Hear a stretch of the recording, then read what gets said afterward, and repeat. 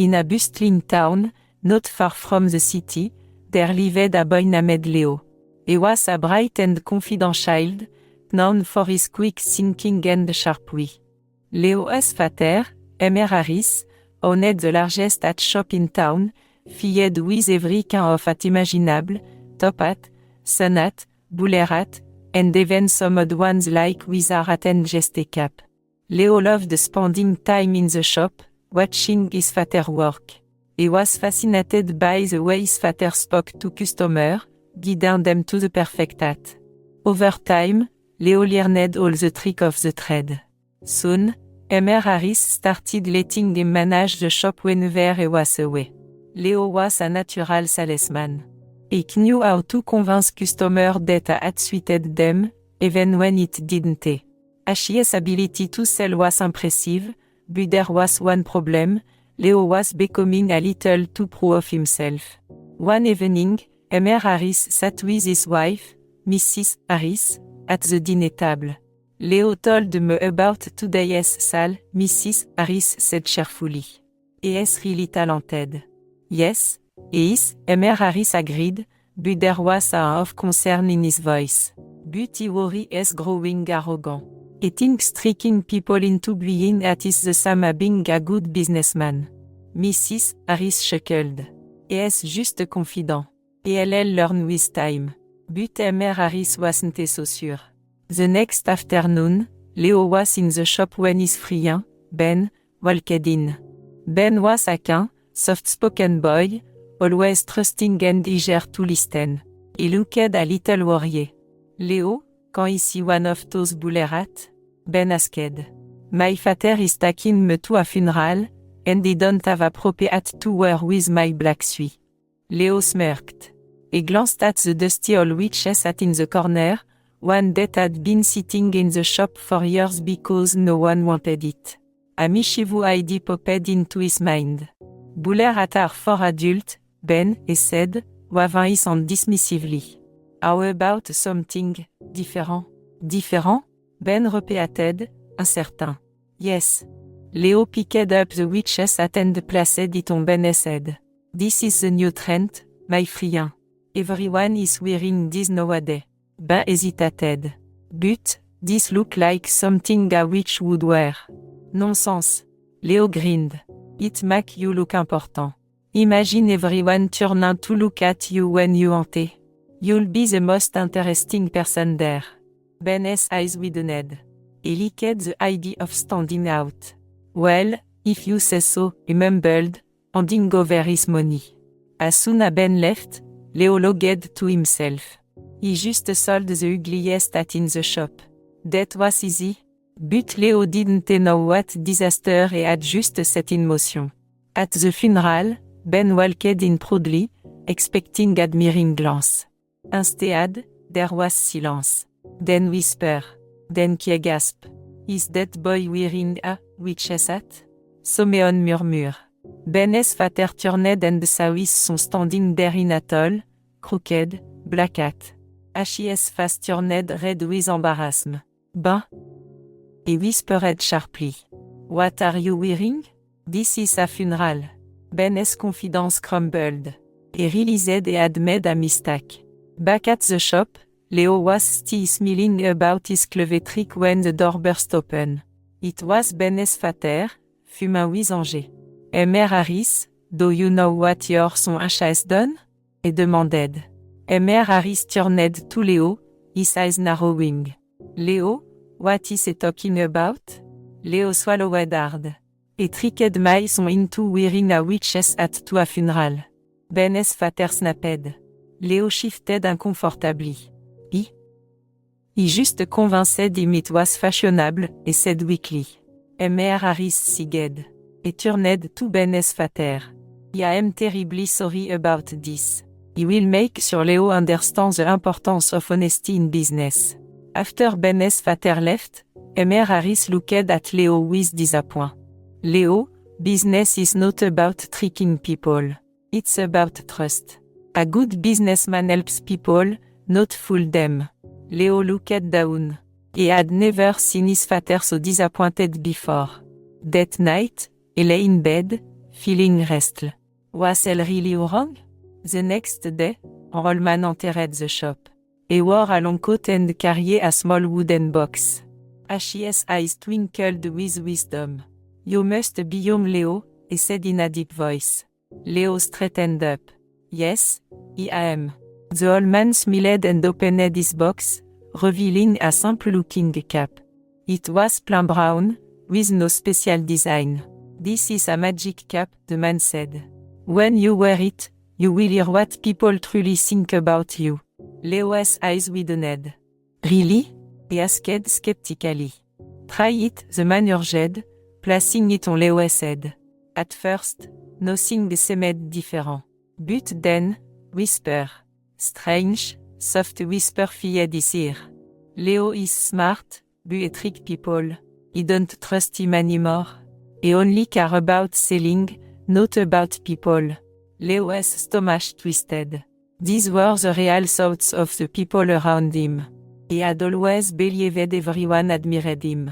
But now he realized something painful, many people didn't respect him. The old man watched him carefully. Business is not just about selling, Leo. It's about trust. Without trust, you have nothing. Then, before Leo could respond, the old man turned and walked away, disappearing into the crowd. Leo spent the next few days listening. Every time he spoke to a customer, he heard their true thoughts. He realized how often he had tricked people. One day, Ben walked past the shop, avoiding Leo's gaze. Leo felt a pang of ghee. He ran outside. Ben, ouais. Ben turned. What do you want, Leo? Leo took a deep breath. I'm sorry. I shouldn't have tricked you. It wasn't fair. Ben hesitated, then sighed. It really embarrassed me, Leo. I trusted you. Leo nodded. I know. And I want to make it up to you. Come inside. He led Ben into the shop and picked out a proper black bowler hat. This one is yours. No trick. No lies. Just the right hat for you. Ben smiled slowly. Thanks, Leo. Weeks passed, and Leo continued his new approach, honest, kind, and fair. The whisper he heard from the magic cap changed. Leo is really helpful. I trust him now. He heard the people around him say one morning, Leo reached for the cap, but it was gone. He searched everywhere, but it had vanished. Mr. Harris noticed him looking. What are you searching for? Leo hesitated, then smiled. Nothing, father. I don't need it anymore. After the magical encounter with the cap, Leo started seeing things differently. The whisper in his ear, the thoughts of people, were not just disturbing but illuminating. Leo had always prided himself on his sales skill, but now, he helped customers. He realized that the true value in business was not in convincing people to buy, but in understanding their needs and helping them make the right choice. He woke up early one Saturday morning, determined to do things differently. I entered the hat shop. He could feel a change in the air, as if the shop itself was welcoming his new attitude. Good morning, Mr. Harris. Leo greeted his father with a bright smile. Mr. Harris looked up from behind the counter, a bit surprised. Well, good morning, Leo. You seem different today. Leo smiled back. I've been thinking a lot lately, and I've decided to be more helpful to the customer. I'm going to start offering them the hat that truly suit them, not the ones that will just make me the most money. Mr. Harris paused for a moment, then nodded slowly. That is good to hear, Leo. That is the way a good businessman thinks, how to help people, not just how to get ahead. As Leo went about his day, he noticed how much more satisfied the customers seemed. They were no longer just buying at because Leo convinced them to. Instead, they were buying at that fit their personality or need. The next morning, Leo was busy arranging the hat when the door to the shop creaked open. A tall, well-dressed man walked in, his eyes hidden behind dark sunglasses. It didn't seem like a typical customer. Leo quickly straightened up, ready to assist. How may I help you, sir? Leo asked politely, remembering the lesson he had learned. The man took off his sunglasses and looked at Leo with piercing blue eyes. I'm looking for a hat. Not just any hat. A hat that represents power. Leo posed. A power hat? He wasn't sur what that meant, but he was determined to help. What kind of power are you talking about? Leo asked, his voice steady but curious. The man smiled faintly. A hat that will command respect. One that will make everyone in the room turn their head when he entered. Leo tugged for a moment. He could feel the whole, arrogant part of him stirring. He have that.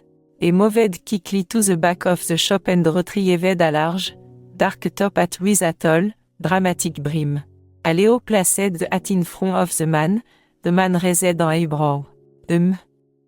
This is the kind of hat he was thinking of, but it doesn't feel quite right.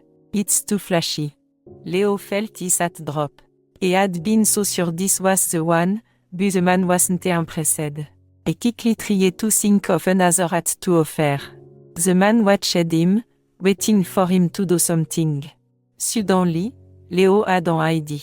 He walked to the other side of the shop, where a simple, understated grey fedora sat on a shelf. It was elegant, subtle, and it spoke of Kiestran.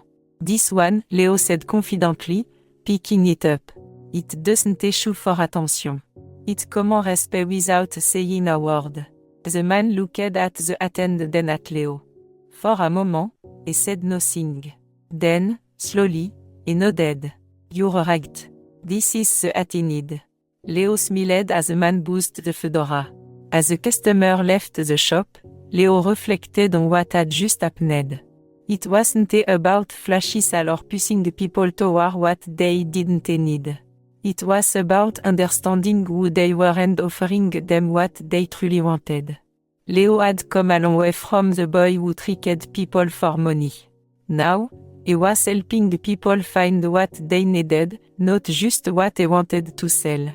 As the weeks passed, Leo's transformation became even more apparent. The magic cap had disappeared, but Leo no longer needed it. He could see the world clearly now, through the eyes of kindness and understanding. Mr. Harris noticed the change too. I'm proud of you, Leo, he said one evening. I can see you've grown. You've learned that being a good businessman isn't just about making sales. It's about making the right connection, building trust, and helping people. Leo grinned. Thanks, Dad. I've realized that making money isn't everything. It's the relationship we build and the respect we earn that truly matter. One day, as Leo was closing the shop for the night, he saw a familiar face walking toward him. It was the old man who had given him the magic cap. He smiled knowingly at Leo. The cap is gone, but the lesson remains, the old man said. I knew you would figure it out. Leo smiled back. I think he did, and I'm grateful for your help. The old man nodded, then turned to leave, his figure blending into the evening shadow. As Leo locked the door behind him, he looked up at the star.